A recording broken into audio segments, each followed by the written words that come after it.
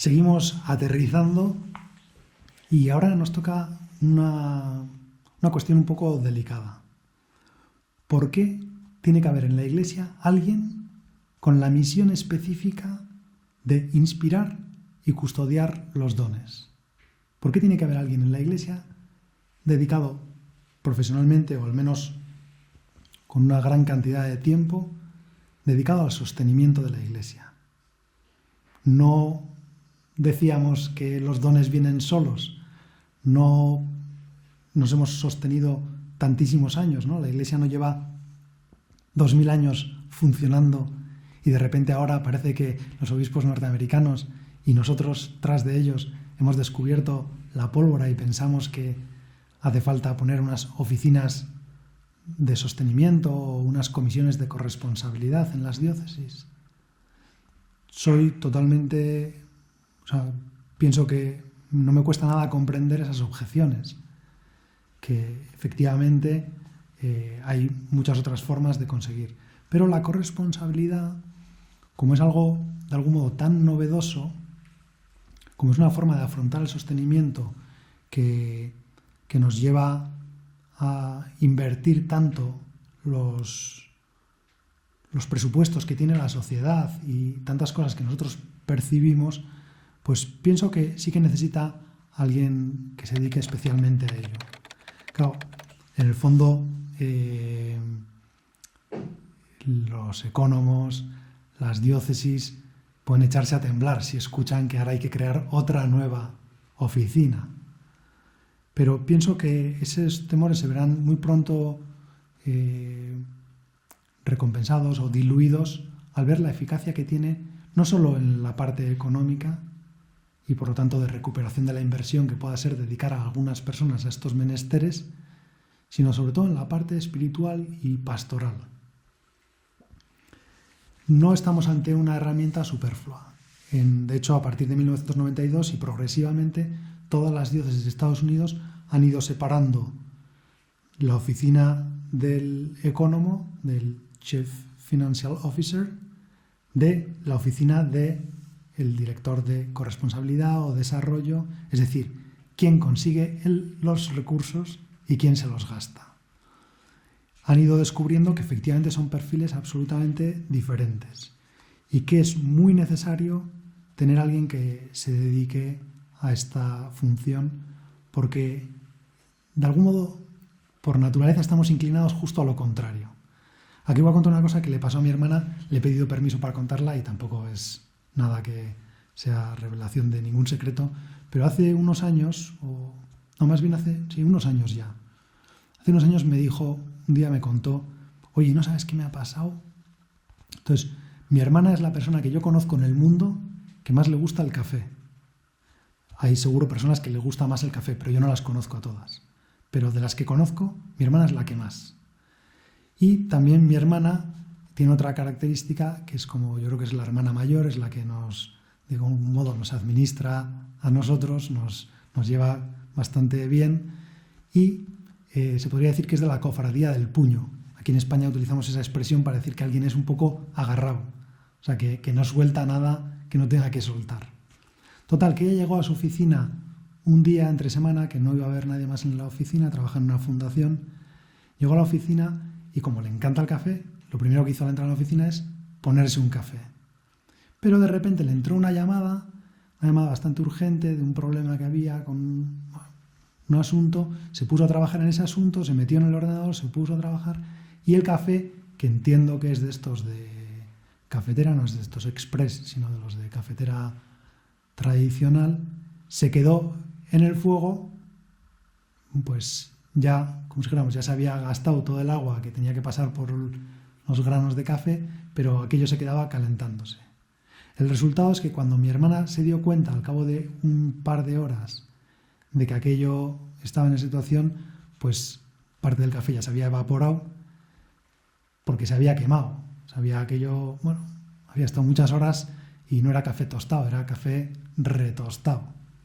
Pero como digo, mi hermana es de la cofradía del puño y decidió que todo menos tirar un café y que, como había cometido un error, no se iba a permitir el capricho de ponerse otro café. Total que Esperó a que se enfriara un poco, lo retiró del fuego, pues esperó a que se enfriara y se lo tomó. Cuando me lo contaba, todavía no había sido capaz de volver otra vez a tomar café, porque el sabor a café quemado se le había quedado tan dentro que durante una temporada, ella vive con mi madre, le tuvo que pedir a mi madre que cuando se hiciera cafés, se los hiciera cerrando la puerta porque no podía oler a café sin que aquello le sentara mal y le recordara lo mal que le supo aquel café. Gracias a Dios, al principio empezó a tomar descafeinado y ahora ya vuelve a tomar café y podríamos decir que se ha convertido de nuevo al café y por lo tanto es todavía más cafetera. ¿Qué me trae este suceso a mi memoria? Que lo malo, lo difícil, los problemas, las dificultades, las necesidades, las vemos todas instintivamente. Dios nos ha creado muy bien. Y el olor a quemado llega kilómetros y perdura durante días, porque si no, nos habríamos extinguido ya. Si no, el fuego habría devorado nuestras ciudades, nuestras casas. En cambio, cuando huele a quemado, aunque sea un poquitín, aunque sea la leche que se ha empezado a quemar un poquitín, huele ya desde la última habitación de la casa. Y vamos corriendo y lo quitamos. Y eso nos salva la vida. Las cosas malas impactan en nosotros muchísimo más que las buenas. Por lo tanto, si queremos sacar a la luz todas las cosas buenas que hay en la Iglesia, descubrir todos esos talentos en la propia vida de las personas, necesitamos a alguien profesional que nos ayude a hacer ese discernimiento. Necesitamos a alguien que dedique tiempo y esfuerzo a hacer algo que naturalmente no nos sale. Decía una de estas autoras que he mencionado, Leisa Anslinger, que habitualmente trabajamos en las 5 competencias que peor se nos dan y que en cambio no le dedicamos el mismo tiempo y el mismo esfuerzo a las 5 que mejor nos van, porque habitualmente, como las hemos hecho desde siempre porque son algo recibido de Dios, en realidad no pensamos que son unos talentos, sino que es algo automático, algo que tiene todo el mundo. Hace falta alguien que nos despierte y nos diga, oye, que esto que tienes es un talento, que nadie lo hace tan bien como tú y que aquí puedes aportar un montón a la Iglesia, a la vida de tu familia, a la vida de los demás. Lógicamente eso no significa que en las cosas que peor nos van, en las dificultades que tenemos, en las dificultades que puede tener una parroquia para salir adelante, no tengamos que ignorarlas, lógicamente. Están ahí y hay que resolverlas. Pero precisamente por eso necesitamos que alguien nos recuerde lo que a nosotros no nos vamos a acordar nunca. ¿Cuántas veces le preguntamos a una persona, oye, ¿tú qué talentos tienes? Y en 2 minutos, como mucho, si consigue decirnos algo, en 2 minutos ya nos ha dicho todo lo que es bueno en su vida. Si le preguntamos, oye, ¿tú qué defectos tienes? Suponiendo que tenga confianza con nosotros y que nos vaya a querer abrir su corazón. Y podemos estar horas y horas escuchándole sobre sus defectos, sus dificultades. Es que el olor a quemado está muy bien diseñado por Dios. El olor de los perfumes está tratado para que dure y está tratado precisamente con sustancias que hacen que el olor permanezca, porque el olor a rosas no es tan duradero como los malos olores. Y eso está hecho precisamente para protegernos, para salvarnos. Bueno, pues nosotros necesitamos a alguien que se dedique específicamente a descubrir todos esos dones. Alguien que se dedique a promover, ¿no? En Estados Unidos, ya decía, están separadas. En Italia también tienen en las diócesis un servicio diocesano para la promoción del sostenimiento económico de la Iglesia. Y en España recientemente se están constituyendo en todas las diócesis este tipo de servicios, ¿no? Se están nombrando personas. A veces los ecónomos también son parte de esa comisión de corresponsabilidad y de sostenimiento, pero no son los que llevan la sartén por el mango. ¿Cómo podría definirse esta misión? Pues lo primero que nos viene a la cabeza podría ser, bueno, es el que se va a encargar de hacer campañas de recaudación de fondos. No. Obviamente deben organizarse eventos y campañas, pero lo principal es que esa persona ayude a mucha gente a comprender precisamente este mensaje. Vamos a llenarnos de agradecimiento por todo lo que Dios nos ha dado y lo que está haciendo a través de nosotros en la Iglesia. Claro, ese tipo de actividades requieren muchas dotes de comunicación, ¿no? Yo he estado en Tuve la suerte de ir a una diócesis muy grande, una de las mayores del mundo, con una cantidad de actividad pastoral impresionante, una vitalidad maravillosa, un cardenal al frente, pues un regalo, auténtico regalo de Dios. Y estuve con ellos en Estados Unidos y pude estar con el que se encargaba del sostenimiento y con el que se encargaba de las cuestiones financieras.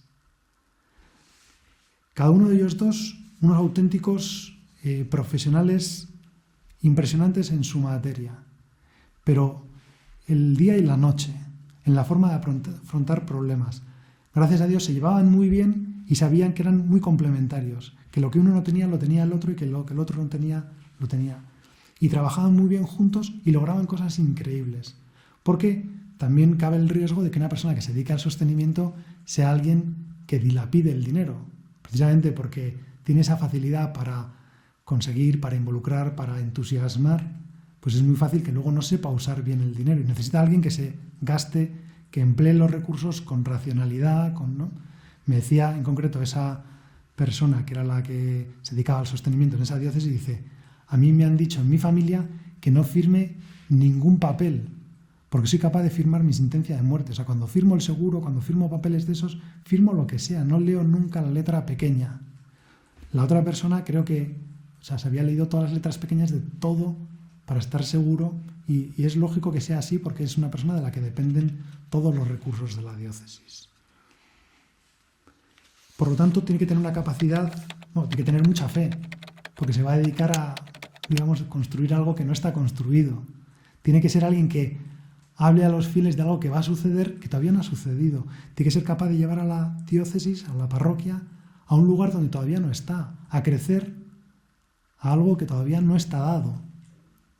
Y por eso pienso que tiene que ser una persona con mucha fe, muy audaz, con capacidades de comunicación, con también mucha humildad para dejarse ayudar, para no tratar de imponer sus perspectivas, dejarse también ayudar por las otras personas.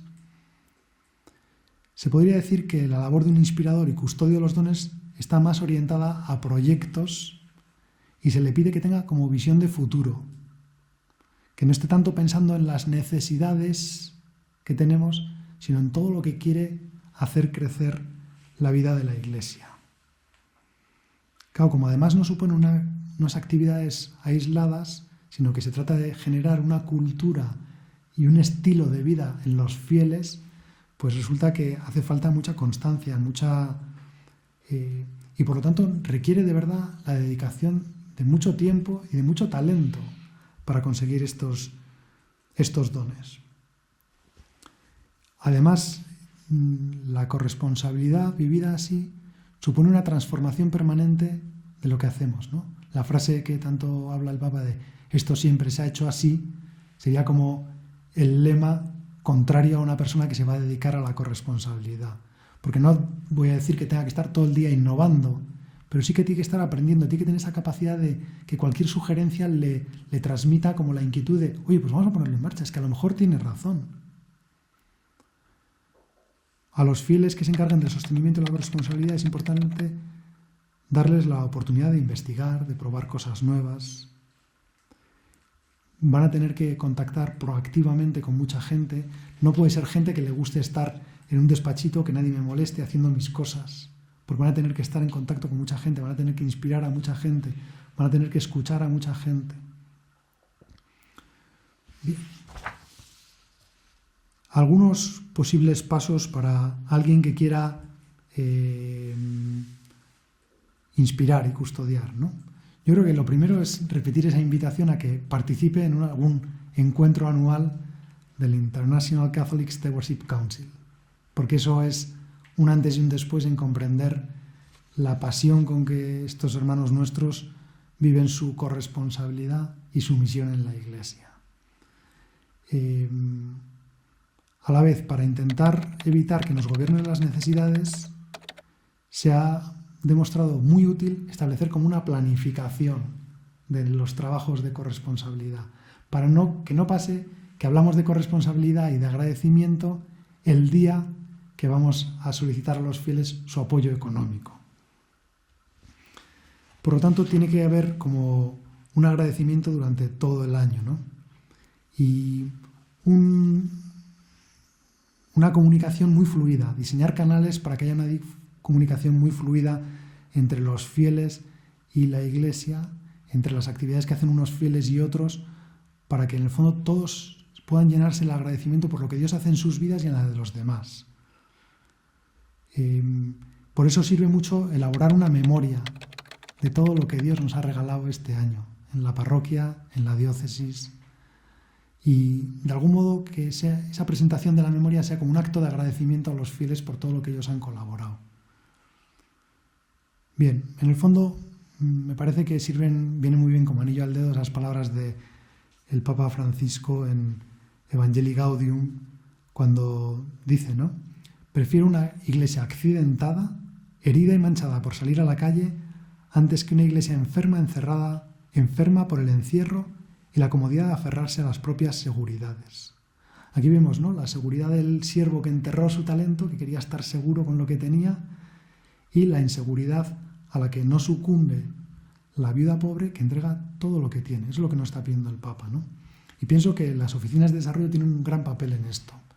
Pensaba terminar con una historia que a mí me ayudó un montón, ¿no? Es la historia de una persona, un mexicano, que estuvo secuestrado durante 9 meses. Es una historia quizá conocida, también pondré en el material complementario, pondré el enlace para ver una conferencia en la que Bosco explica su secuestro y cómo logró sobrevivir en esas circunstancias y cómo, bueno, claro, no voy a hacer ningún spoiler si digo que terminó el secuestro, porque lo está contando en ese vídeo, ¿no? Pero él en el fondo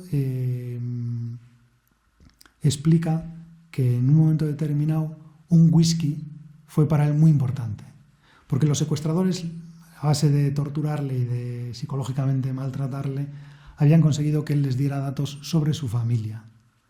Y él sabía que de algún modo pensaba que les había traicionado. Entonces se vino abajo.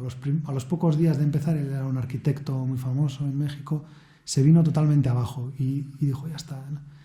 Entonces, de repente, le pasó algo que es uno de sus secuestradores, el día de la independencia de México, le tocó la puerta y le dijo, oye, hoy es el día de la independencia del país, pídenos lo que quieras que... Entonces él inmediatamente dice que le vino a la cabeza y dice, voy a pedirme un whisky. Y entonces le explicó muy bien cómo quería el whisky. Un vaso largo, con tubo, con 2 hielos, whisky de una marca, tal. Y al cabo de unas horas vinieron y se lo trajeron. Y Bosco, que era un hombre de fe, cuando tomó el whisky se empezó un poco a pasárselo por la cara el vaso frío, porque también le habían golpeado y tenía heridas, y eso le aliviaba un montón. Y dice que inmediatamente escuchó por dentro que Dios le decía, ofréceme el whisky. Entonces Bosco dijo, no. O sea, te ofrezco lo que quieras, pero el whisky no. Ofréceme el whisky. Y le dijo a Dios, mira, te doy a ofrecerte esta situación en la que estoy secuestrado, estoy lejos de mi familia, estoy sufriendo un montón, te ofrezco eso. Dice, no, porque eso no está en tus manos. Ofréceme el whisky. Y entonces Bosco dice que, sintiéndolo muchísimo, dice que se giró para que no le vieran los secuestradores y sin que se notara mucho, botó el whisky en el excusado, en el váter. Bueno, dice que en ese momento se recuperó totalmente. Ese darse cuenta de que él podía hacer algo todavía por los demás, en ese caso por Dios, que a Dios le importaba el whisky, dice que fue como una forma de recuperar, ¿no? Dice,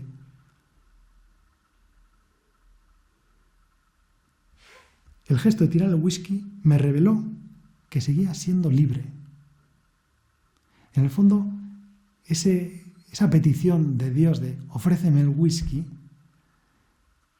que te puede venir muy bien ahora un whisky, pues te tomas un whisky, te olvidas un poco de todas las cosas que te están pasando y por lo menos, pues ese gesto a él le recuperó toda la autoestima, toda la capacidad de darse cuenta que era libre, que podía hacer cosas. Y desde entonces decidió que se tenía que preparar para estar dispuesto, para en el caso de que llegara la oportunidad de escaparse, estar en forma para poderse escapar. Estaba en un cuchitril de 2x1, ¿no?